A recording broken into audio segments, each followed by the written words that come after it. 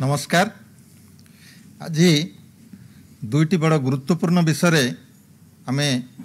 Covid संपर्कित आलोचना को रखीचु जहाँ साधारण लोकों बहुत दरकार एवं साधारण लोकों भितर से संबंध में बहुत प्रश्न आसूची। से दुईटी है जे ऑक्सीजन समस्त दरकार जदि दरकार केते दरकार को लोक मान दबा कथा केमती दबा कथा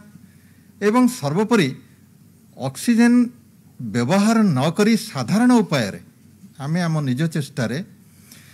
आमर शरीरर आवश्यक ऑक्सीजन पाई परिबा कि ए सब विषय आमे आज आलोचना करिबा। आ गोटे आलोचना आमे द्वितीय भाग रखीचु जो थे जे विभिन्न प्रकार कोविड रोगींकर आमे केमती श्रेणीमुक्त करवा कहार स्वल्प लक्षण अच्छी कहार मध्यम लक्षण अच्छी कहार अति बेसी लक्षण अच्छी ए विषय डाक्तर मान तो जानते किंतु साधारण लोक मैंने केमती स्तर रे ये तीन प्रकार विवाहीकरण करें कौ समय डाक्तरखाना जावा दरकार एमती देखा जे किसी स्वल्प लक्षण लोक जाकर अजथा डाक्तरखाना भिड़ जमुंट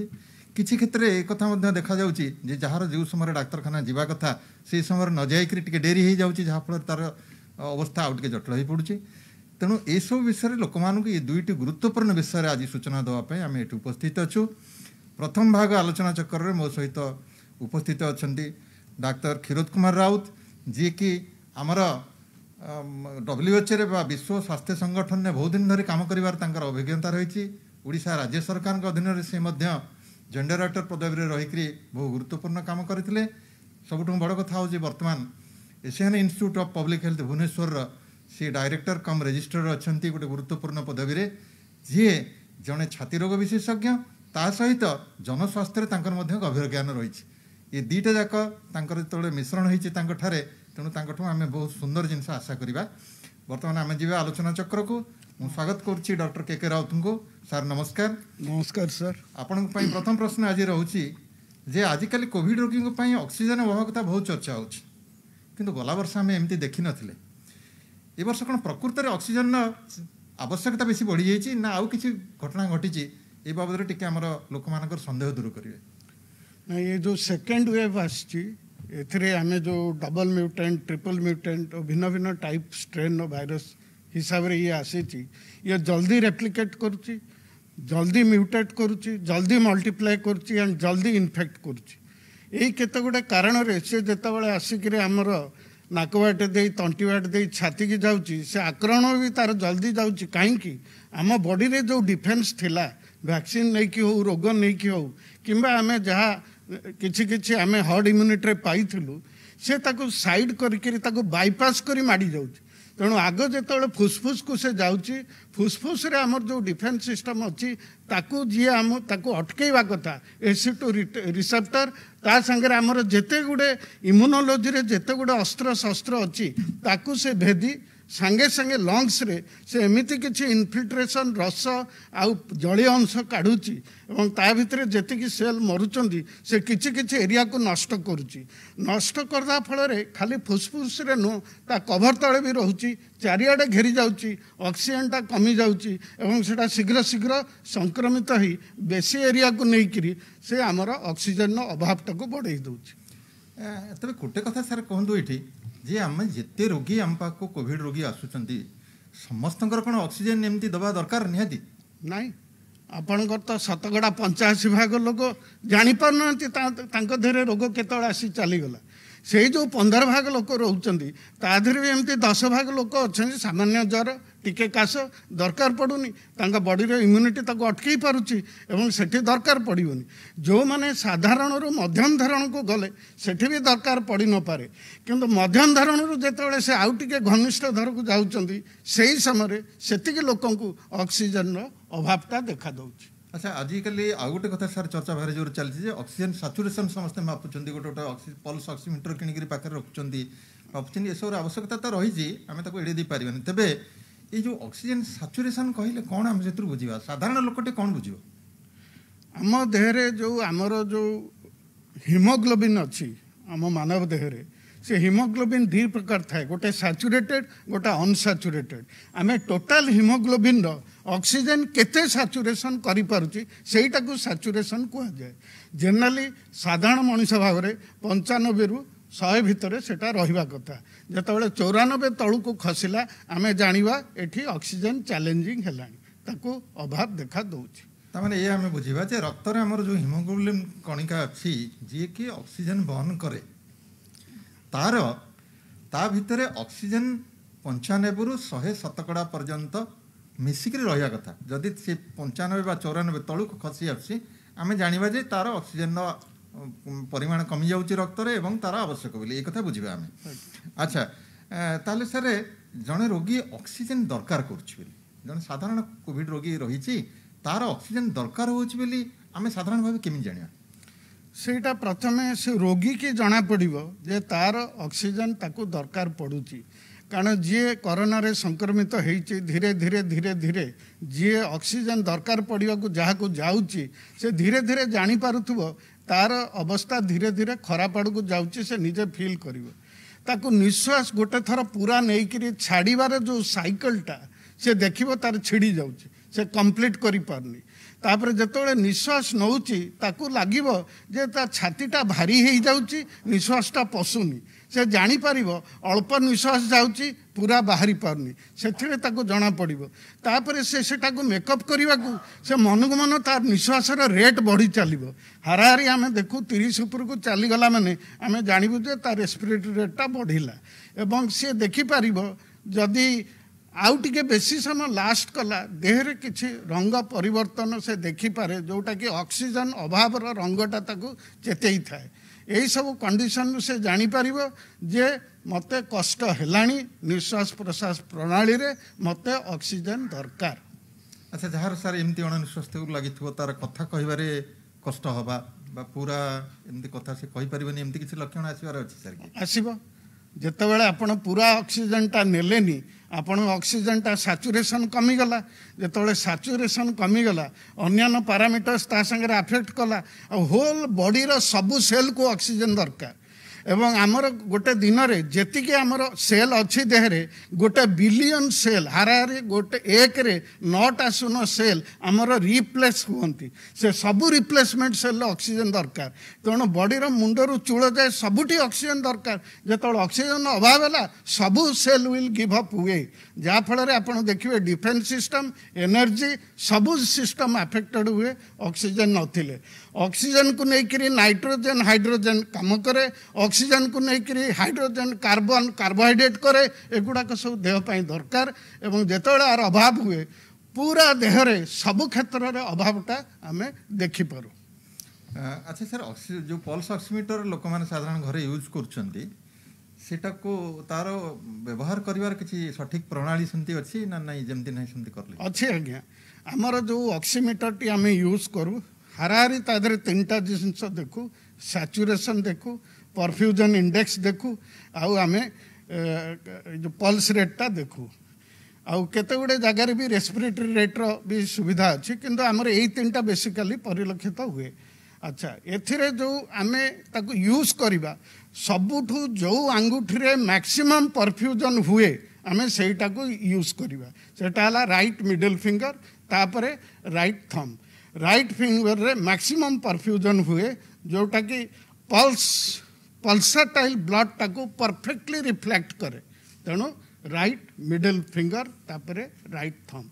एवं नख बढ़ी नथिबो नेल पॉलिश लागी नथिबो तेड़ा मेड़ा नखटा नथिबो से जॉइंटटा ठीक थिबो ठीक खापुथुबो अधिका प्रेशर पकेइबेनी एवं किछि समय देखिबे आपण देखिबे 97 98 95 एमते फ्लक्चुएट करे टिके स्टेबलाइज होला परे आपण परफेक्ट रीडिंगटा पाइबे। आमे सर ए जो पल्स ऑक्सीमीटर रे मापुचु बा हमर आमे फील करूचु जे गोटे रोगी घरे अछि तार ऑक्सीजन लेवल कमी जाउची आ ऑक्सीजन आवश्यकता रहउची तेबे सब बेले संभव नहीं पारे हठात रोगीटा को नहीं करी डाक्तरखाना पहुँचेबा बा ऑक्सीजन दबा तेबे विशेषकर जो मैंने होम आइसोलेशन ने रही घरे तांकर जदि ऑक्सीजन लेवल एमती 94% तलू टे खसी आसला 93 होगा 92 होगा से जगह एमती किसी अच्छी उपाय आम पाखे जे डाक्तरखाना जावा पूर्वर आम तादेह किसी सुधार आनीपर सर कहीं आमर गोटे एमती बर्तमान चारिआडे पैनिक हो गलानी जे 94 है माने फोन कर हॉस्पिटल चल गाड़ी बंदोबस्त कर ऑक्सीजन दरकार आम एत छानिया हवा दरकार नहीं 94 है माने आपन टिके अपेक्षा कले से पुणी 95 96 हो जाए जदि बा आपण देखिले 94-93 बेसी समय रहिला आपण एटा जानि परिबे जे आपण देहरे जो खराब गैस गुड़ाक आम छाती भितर जमी जोटा निहाती बाहर जावा दरकार सेटा बाहर कि ना सेटा बाहर आम छाती जिते खाली हम से आम भल पवन बा ऑक्सीजन नौचे कि ना सेटा लगे आमको चेष्टा करिया पड़िबो। एइथरो गोटा मन रखंतु जे आमर लंग्स रे जो टिश्यू अच्छी गोटे ऊपर भाग अच्छी गोटे आग भाग पछ भाग गोटे तल भाग आमर अच्छी सेटा गोटे कभर प्लूरा द्वारा कभर होची आमर पछपट लंग्स रे मैक्सिमम टिश्यू थाए लंग्स टिश्यू आगे कम थाए जेतेबेले कोरोना रे निमोनिया हुए कि निमोनाइटिस हुए से सबप्लूराल हुए आउ गोटे ग्लास से ग्लास रो पिक्चर भलिया चारिआडे से निमोनाइटिस पिक्चर गोटे भाइरल निमोनाइटिस रे क्रिएट करे एवं सेटा पछरे बेसी हुए कांगिना बेसी लंग टिश्यू सेतु थाए जेहेतु एटी ऑक्सीजन कॉम्प्रोमाइज हुए तार सामना पटर जो लंग्स थाए जो आमर आमे जहा को कहूचु जो अल्वियोला थाए सेटा हाइपर इन्फ्लेम्ड हो जाए गोटे नॉर्मल वेंटिलेशन पाई आपणकर गोटे जो लंग्सटा टिके खोलिबो बंद हबो जो एरियोलाटा खोले बंद हुए सेटा एटेलेक्टासिस होकर क्लोज हो जाए जेतेबेले सेटा हाइपर इन्फ्लेम्ड हुए से इलास्टिसिटीटा लूज हुए तेणु सेठी भी ऑक्सीजन भल एक्सचेंज हुए नहीं सेठी हाइपोक्सिया हुए इआडे लंग टिश्यू जो पोस्टेरियरली थाए सेठी जेतेबेले निमोनिया बहुत हो जाए सेठी भी हाइपोक्सिया हुए 94 तलू खसी जाए तेणु आमको कौन करिया हम आग आग जोटा हाइपर इन्फ्लेम्ड अच्छी सी केमती स्क्वीज हम जोटार आमर लंग टिश्यू जमी जाइए कौन जमे जलीय अंश रस एवं किछि तार डेड सेल जोटी सेठी से सब मेल्ट होकर फाइब्रोस फाइब्रिन होकर फाइब्रोसिस होकर निमोनाइटिस हुए एगुड़ाक केमिति लंग्स रू बाहर अच्छी प्रोनिंग आमको कहब जे एगुड़ा केमिति काढ़ा भल पवन नवा माने भल ऑक्सीजन नवा ये प्रोनिंग कौन सर प्रोनिंग कहले साधारण लोक कौन बुझे प्रोनिंग माने आपण प्रोनिंग इज ए पोजिशन आमे जदि पेट माड़िकी शोवा सेटा प्रोनेसन ऊपर को अनेले सुपाइनेसन आपण जो प्रोनिंग करेंगे तार लॉजिकटा हूँ कौन जो पिठी पटरे जी लंग टिश्यू रे जमीची जलीय अंश बा रस जितेबाला आप प्रोनिंग करेंगे सेटा ग्राविटी रे खसी आसो आपन को चेष्टा करिया पड़ोनी आर एडवांटेज कौन जो लोक निश्वास नहीं पारुनी छाड़ी पारुनी टिके अचेत अवस्था जाइए ताकू भी प्रोनिंग काम दब कारण से चेष्टा करनी सेटा ग्राविटी रे खसी आसो सी जो खसी आसो से लंग टिश्यू गुड़ाक खोली खोली जीव जोड़ा पार्शियल एटेलेक्टासिस क्लोज होती से गुड़ा पवन पशिकी खोली जाई पारे से तार केते गुड़े पोजिशन अच्छी सार फास्ट है आपणकर गोड़ तले तकिया जंघ तले तकिया तल पेट तले तकिया छाती तले तकिया बेक तले तकिया आपण देकरी बेक को साइड करी लंबा निश्वास नेबे छाड़े से अध घंटा पाखापाखि रखा पड़ो कम से कम सो रस गुड़ाक गली आसो सी जो मेन ब्रोंकियल ट्री को चली आसे से मन मन थ्रोट को आसे आपड़ गिड़ीदे झाड़े जीव काढ़ीदे बाहर को पलैब से लंग टिश्यू क्लीयर हम तापर आप डाहाण पट को माड़े एमती कहणी पर शोबे ये हाथटा को सीधा रखिए तेणु जो लेफ्ट अपर पिठी रे जो थी से गुड़ा भी तलू खसी आसो सेमती डाहाण पट को आप माड़े तापर बाँ पट को माड़े आपड़ जो तीनटा पोजिशन को अध घंटा करेंगे ये रस गुड़ाक हलचल होकर मन को मन से ब्रोंकियल ट्री को आसिक आपण थ्रोट को आसो आप काढ़े तापर आप बसिक 45 डिग्री एंगल रु 90 डिग्री भितर आपड़ जदि से निश्वास को नेबे छाड़े ऊपर जी गड़ी आसो ट्रिकलिंग से भी ब्रोंकियल ट्री को आसो एवं बाहर जीव एटा बिना प्रेशर रे ओनली ग्राविटी रो हेल्प रे आपण 2 घंटा भितर आपण लक्ष्य करेंगे जदि पल्स मीटरटा लगे 2 to 4 रु कि 3 to 4 रु आपंकर सैचुरेशन इम्प्रूवमेंट देखा दब आ बाहर आपण जदि टिके एक्सरसाइज करेंगे एब्डोमिनल आमर रेक्टस मसल अच्छी ताको स्क्वीज करेंगे आपण डायफ्राम को एक्सपैंड करेंगे इंटरकोस्टल मसल भी चौड़ा हम आपण लैटिस मस आउ शोल्डर मसल टिके यूज करेंगे ताले आपण फोर्स्ड एक्सपिरेटरी वॉल्यूम रे बहुत विषाक्त अंश जोड़ाक थाए ethane methane hydrocarbon carbon dioxide किछि नाइट्रोजेन अल्प टिके ऑक्सीजन ए सब गुड़ाक एकाथर के बाहरी जीव ए विषाक्त जिनस रहिले सेटा भाइरस को भल लगे रेप्लिकेट मल्टीप्लाए करी से आहुरी म्यूटेशन भी हो पार नुआ रूप में बाहरी पार तेणु विषाक्त जिनस काढ़ ऑक्सीजन नियो ऑक्सीजन संगे आज्ञा जदि नाइट्रोजेन मिसी जाउची आपनकर immune system amino acid protein synthesis RNA DNA repair आउ इम्यूनिटी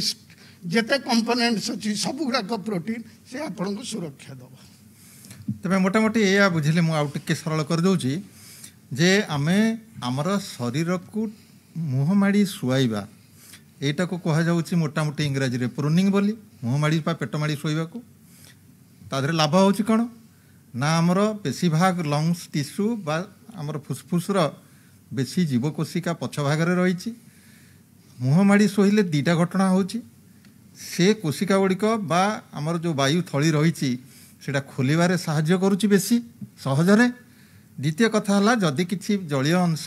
जहाँ आमर ये कोविड रे बेसी देखा जाउची जे फुसफुस भितर जमिकी रोचे जोटा निश्वास प्रश्वास नबार कष्ट करुचे सेगुड़ा आम यही मुहमाड़ी शोवा द्वारा बा कड़माड़ी शोवा द्वारा सहजरे लंग्स भितर बाहर को पलि आसुचे तेणु आमर वायु चलाचल सुगम होउची आम निश्वास प्रश्वास सहजरे नहीं पार्चे आम देह भीतर को बेसी ऑक्सीजन जाउची अति सरल उपायटे भारी सहज कथा मु भावुची सार यहाँ समस्ते निश्चय करें घरे भी रोगी करें या द्वारा सार आमर ऑक्सीजन आवश्यकता भाव कमिब आधे जहाँ टिके टिके खसी आसथिबो ऑक्सीजन स्तर निश्चित भाव बढ़िबो एटा सत्य की राइट सर आउ एथरे सर गोटे जोड़ी दउची आधे आपण को कोविड पॉजिटिव आसिला माने आपण ए एक्सरसाइज गुड़ाक आगुरु अभ्यास करंतु ये नहीं कि जिते दरकार पड़े आप फटफाट करेंगे आउ से हो आपण ए एक्सरसाइज व्यायाम हिसाब से आरंभ करूँ जितेबले आपन को दरकार पड़े आपण बाग जानी ताकू ठीक भाव में आपन करें बहुत सुंदर उपाय जिनस समस्ते आपको आपणापी चेष्टा करवा खाली रोगी नुहे साधारण लोक ये जिनस शिखा दरकार जहाँ आमको भविष्य में बहुत साहाय्य करिवो। अच्छा आउ गोटे कथा सार आपको पचारि ये जो श्वासक्रिया संबंधित व्यायाम कथा आप कहते ये व्यायाम सब कौन केमिति माने कौन साधारण व्यायाम मूल उद्देश्य कौन आर सर मूल उद्देश्य हूँ पवन नवा पवन छाड़ा एटा अभ्याहत जमती रही आधे कौन सी भाव में जमती एटा कौथि कारण पाई एटा जमती असुविधा न हुए तेणु साधारणतः आम सकाल बेली प्रातः काल आम जो होम आइसोलेशन अच्छे पोटिक अच्छी घर अच्छी आपड़ झरका खोलतु पूरा फ्रेश पवन नियंतु होल्ड करंतु तापरे धीरे धीरे छाड़तु आपण नाजाल वेटा को क्लीन करिवार अच्छी गोटे पटे नाकरे आंगुठी दे आर पटे नहीं कि छाड़तु एपटे नहीं आर पटे छाड़तु जोर निश्वास नहीं जोर रे छाड़तु किछि समय कला परे आपण देखिबे एयर वे क्लीन हो जो गोटे जिनस मन रखंतु आपण जेते निश्वास छाड़िबे आपण से ड्रॉपलेट हो एरोसोल हो आपण सेते भाइरस भी छाड़ुचंती सब माने ये टॉक्सिक गैस संगे सेते बैक्टीरिया भी बाहर कर दउचंती तेणु भास्ट भाइरल लोड जदि कोरोना रे आमे करिवा को चाहिबा आमे समस्ते सेते निश्वास छाड़ीबार अच्छी जहाँ द्वारा भाइरस अच्छी से बाहर को आसो 4-5 घंटा पर से सही मरीज तेणु आमर यहीटा जो देखिले एयर वेटा क्लीन हो गला निश्वास नेले छाड़िले बहुत समय निश्वासटा नहीं कि अटकेबे तापरे ताको धीरे की छाड़िबे तापरे तमर आ गोटे अच्छे फास्ट सेकेंड रे जोर रे छाड़ी तापरे टिके कुंथई करी छाड़िबे काहेकि ना रेसिडुअल एयर जदि रहिला पवन आसी पारिबोनी सेते रेसिडुअल एयरटा क्लीन कले आपणकर जो इंस्पेक्टरी भाइटल कैपेसिटीटा फुल नेबे फुल ऑक्सीजन आसले बॉडी सुस्थ रहइबो एटा आपणकर मेन उद्देश्य आपण जो उपाय रे जो एक्सरसाइज आपको करंतु एटा ध्यान रखिबे। बहुत धन्यवाद सर एबे आमे द्वितीय पर्यायर आलोचना चक्र को जिबा जहाँ पुणी गोटे गुरुत्वपूर्ण प्रसंग से आज आमर उपस्थित अच्छा श्री रामचंद्र भंज मेडिकल कॉलेज भेषज विभाग मुख्य आपणकर परिचित professor Jayant Kumar Panda medicine department heads of department तांको पचारि बुझा जे ये जो रोगी मैंने सब आसुंच कथा हूँ आम जाना दरकार कहार स्वल्प लक्षण हो कहार मध्यम लक्षण प्रकाश पाइला ये सब जिन साधारण जनता जाना दरकार आम केतबेले डाक्तरखाना जावाक पड़ो आउ केते समय पर्यंत आम घरे रही चिकित्सा हो पार मुझे प्रसंग में आज प्रोफेसर पंडा को पचारि प्रथम प्रश्न सारे कौन कौन आम लक्षण रू जापर जे जड़े लोकर स्वल्प लक्षण बा से माइल्ड केस होकर अच्छी बा से मॉडरेट केस को गलानी बा मध्यम लक्षण युक्त हो गलानी कि सीरीयस है ये जो तीन प्रकार विवाहीकरण आमर अच्छी आम सेटा को साधारण लोक केमिति जानीपर ये जो महामारी कोविड-19 लक्षण को तीन भाग में विभक्त करा जायछि कहीं ना चिकित्सा से अवस्था अनुଯାयी करा जाय थाए। प्रथम अवस्था हला सामान्य, द्वितीय अवस्था हला मध्यम, तृतीय अवस्था हला गुरुतर। जेतेबेले रोगींकर लक्षण प्रकाश पाए बा रोगी अन्य जड़े रोगी संस्पर्श में आसी थांती सी लक्षण गुड़ाक हला साधारणतः आमर नाक बंद हवा, छिंक हवा, गला रे बथा हवा बा देह हाथ गोड़ बिंधा हवा, सामान्य ज्वर हवा। ये जो लक्षण साधारणतः आमर निश्वास प्रश्वास सिस्टम जोटा नाक और छाती एथिरु आरंभ होता है। तो जितेबाला यही लक्षण थाए किंतु रोगीर छाती बथा न थाए बा रोगी धई सई न थाए और ऑक्सीजन सैचुरेशन 95% उपरे थाए बा रक्त रे ऑक्सीजन परिमाण यथेष्ट थाए ताकू आमे सामान्य रोग कही थाउ। यही अवस्था रे लोकों को घरे रही होम आइसोलेशन रे चिकित्सा हवा पई कुहा जाय थाए। द्वितीय पर्याय रे जेतेबेले रोगींकर किछि लक्षण देखा दिए जहा कि छाती बथा हवा बा धई सई हवा सेतेबेले दुईटी जिनस रे स्थिर करा जाए रोगी घरे रहिबे बा डाक्तरखाना को जिबे। प्रथमतः हला आमर निश्वास प्रश्वास नंबर बा संख्या जहा कि 24 रु ऊपर हेले आमे रोगी को कहू जे आपण डाक्तरखाना रही जिबा भल हबो। आउ जो ऑक्सीजन सैचुरेशन बा रक्त रे अम्लजान रो परिमाण जदि 92% रु कम रहे ताहले से माने डाक्तरखाना रही जिबा भल हबो। तो जेतेबेले एई सैचुरेशन कमी कमी आसे आमे सतर्क हो जिबा दरकार। 24 उपरे जदि हमर निश्वास प्रश्वास चले आउ ऑक्सीजन परसेंटेज जदि 92 रु कमी जाए आमे मॉडरेट डिजीज रे गणा हबा बा मध्यम रोग रे गणा हबा और आमे डाक्तरखाना रे रही जिबा उचित हबो। एई डाक्तरखाना रे थिला बेले तांको देखा दिए जेतेबेले तांकर निश्वास प्रश्वास परिमाण चिकित्सा सत्वे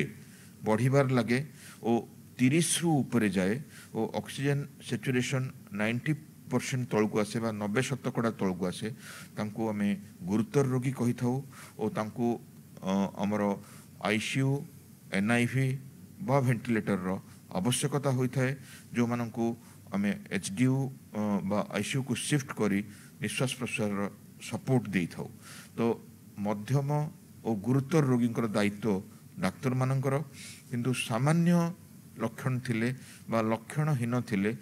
से माने घरे रहिबे और तांकर चिकित्सा दायित्व घर लोकंकर और से रोगींकर दुई जनकर दायित्व आउ रैपिड रेस्पॉन्स टीम म्युनिसिपालिटी रो और आपणकर डाक्तर जो संस्पर्श रे आपण अछंती बा कांटेक्ट रे अछंती तांका सह जोगाजोग करी से मानक चिकित्सा करा जाय थाए। सर एठी गोटे आउ टिके संदेह दूर करिया पे मु चाहेबे लोकंकर जे ये आम जो मध्यम कथा कौचे और साधारण लोकटे केवल तार निश्वास प्रश्वास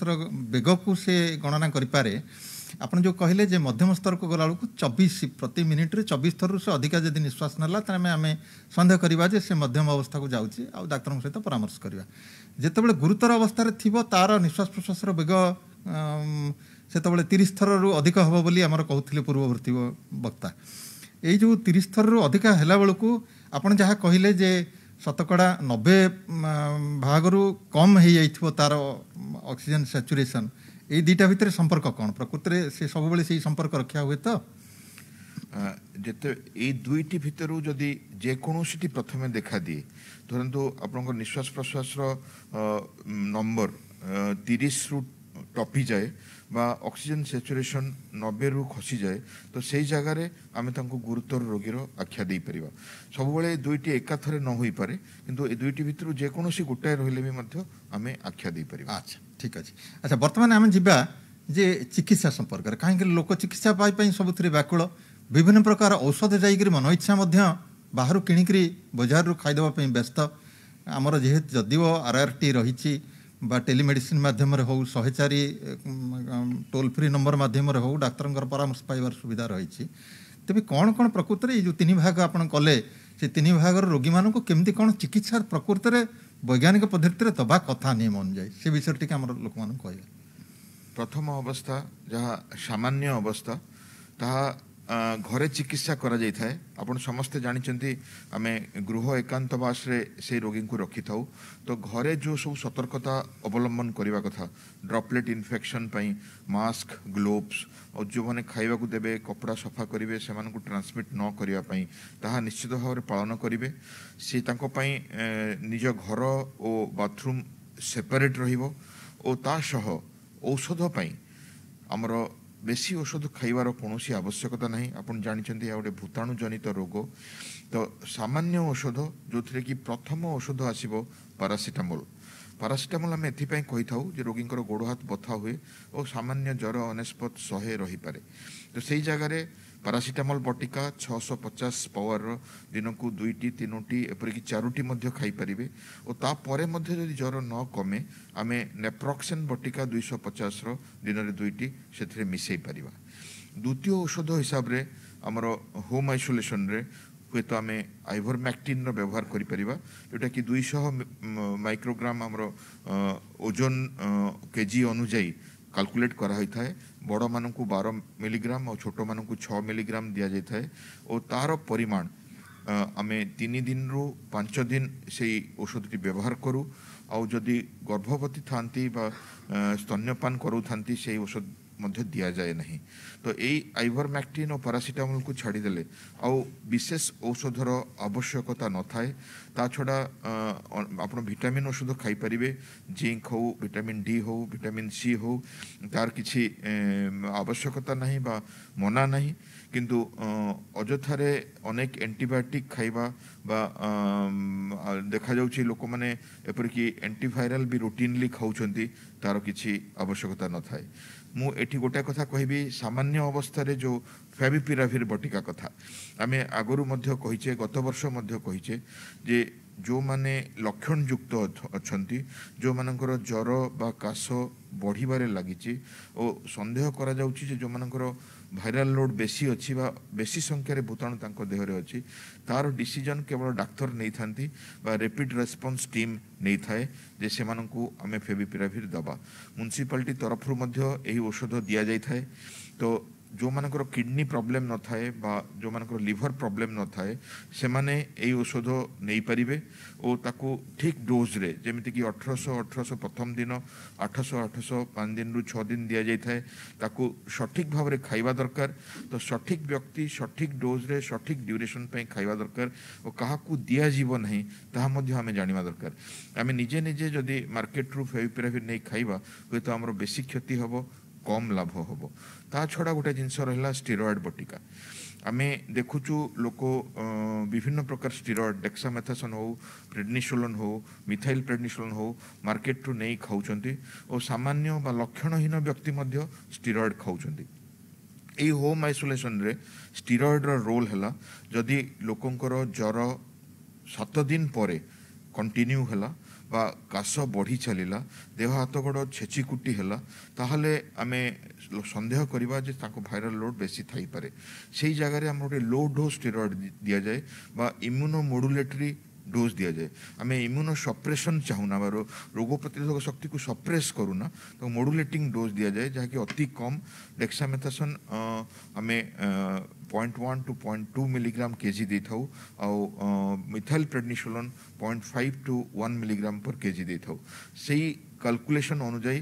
ସେମାନଙ୍କୁ ଷ୍ଟିରଏଡ୍ କେବଳ 5 ଦିନ ପାଇଁ ଦିଆଯାଇଥାଏ ଓ ତାହା ଡାକ୍ତରଙ୍କର ସୁପରଭିଜନରେ ହେବା ଦରକାର। କାହିଁକି ନା ସେହି ସମୟରେ ଯଦି ଆପଣ ଇନଡିସ୍କ୍ରିମିନେଟ୍ ୟୁଜ୍ କରିବେ ଏହି ଭାଇରାଲ ଲୋଡ୍ ବଢ଼ିବାର ସମ୍ଭାବନା ଥାଏ। ରୋଗର ପ୍ରାଥମିକ ଅବସ୍ଥାରେ ଯଦି ଆମେ ଷ୍ଟିରଏଡ୍ ଖାଇ ଚାଲିବା ଭାଇରାଲ ଲୋଡ୍ ବଢ଼ିବାର ସମ୍ଭାବନା ଥାଏ। ତ ସାମାନ୍ୟ ଅବସ୍ଥାରେ ଯେତେ କମ୍ ଔଷଧ ଖାଇବେ ସେତେ ଭଲ।